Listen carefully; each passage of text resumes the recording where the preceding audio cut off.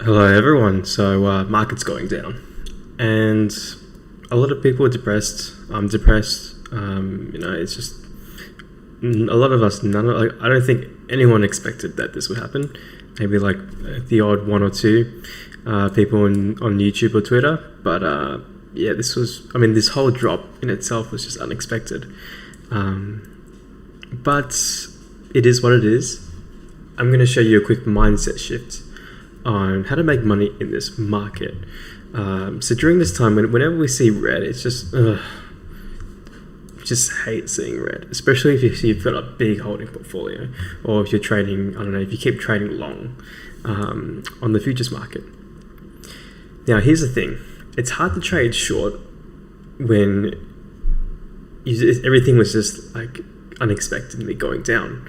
It's hard to trade short when you've been doing longs thinking that, a lot of this was going to be a bottom, thinking that we were going to move here and there's going to be a bottom, and you put your stop loss just at the local bottom. It's hard. But what you can do is this.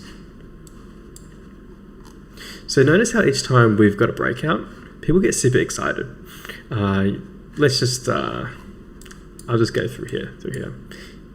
Yeah, so sort of when we break out from this price, people get excited and we go up from there, and there's volume, and then we do a retest and we go up. So here's what I suggest. In a bull market, things go up like crazy and there's a lot of money to be made and it's super exciting. But when it's a bear market, people aren't excited. Even though when it comes to futures, you can trade long or short, but when it comes to a bear market, people aren't excited when we break down. But what I suggest is this. See the movements as if you're sort of like flipping the chart. So if you flip the chart upside down and you turn the red into green, now it looks super exciting. Whenever we go from like, super red, it's like, arguably I'd find that it's actually easier to trade in a bear market than it is in a bull market. Just because when we go red, we go pretty red, and generally it doesn't fake out compared to a bull market, especially when we're at getting to the top.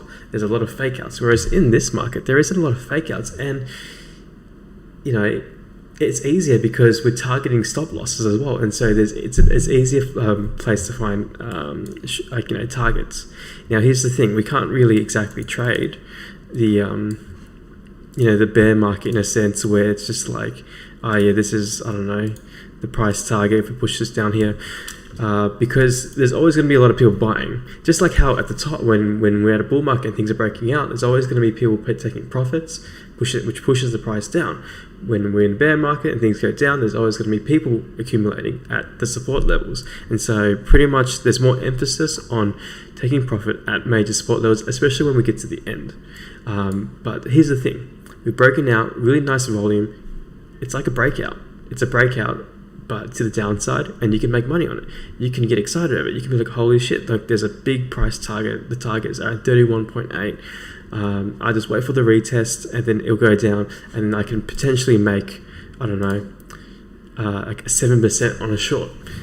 And the thing with these markets is that I found that a lot of these shorts haven't even been targeted yet. Like people would be putting their stop loss right over here. But I don't think they're going to be targeted. That's the thing. It's just going to continue going down. And so I would say that if you just pretend that you're flipping the chart, or just physically flip the chart, and see the red as if it's a bull market, but it's just the opposite. And get excited when things go down, because that's an opportunity to make money on a breakout. And it's easier to make money. Like it's probably easier to make money shorting breakouts than it is longing breakouts in like a bull market when we're at 60k, because there's so many fake outs. And the thing is this, the upside is so much bigger.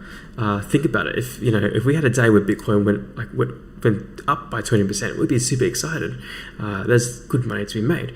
But if we had to short and things were going down by 20%, people aren't getting excited. People are depressed. No one really likes to trade short except for institutions. And I think the thing is this: you have to really know what you're doing when you're trading a short. But if you know how to breakout trade, which is just buy at the breakout or buy at the retest, it's the same thing.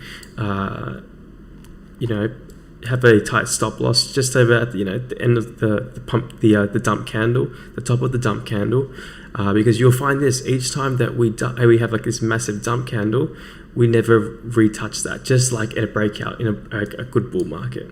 Each time we have the dump candle, we never touch it. Like, each time we have a strong, volume dump candle, we never retouch that price in terms of just the immediate short term. Same thing with this one. Of course, it can be hard to tell, but I would say it's just whenever we break down from a certain price pattern and we retest. But yeah, you can just see from here, like we never touch it, and so you can do a really tight stop loss, and you just do a few hits, you'll make money that way. And it's